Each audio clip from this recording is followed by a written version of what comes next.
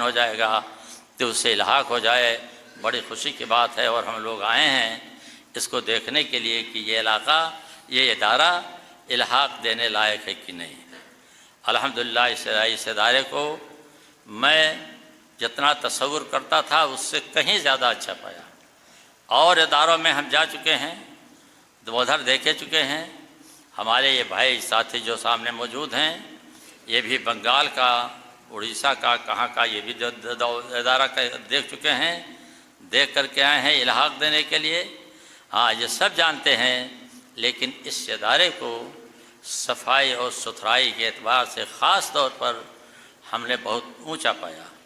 ہمارے جامعہ میں بھی اتنی صفائی ستھرائی نہیں ہے، اتنے بچے ہیں اور اس طریقے سے یہ مسئلہ ہے۔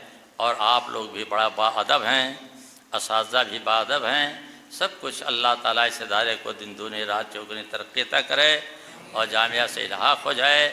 آپ لوگ محنت سے پڑھیں، اور حدیث و تفسیر یہ بنیادی چیز ہماری ہے، اس پر کوشش کریں۔ میں نے آپ کو بتایا کہ لوگ کیا کہتے تھے کہ حدیث سے ہم کو کیا لینا دینا ہے، کیا ہے ہم کو؟ ہمارے لیے صرف فقہ ہی فقہ ہے۔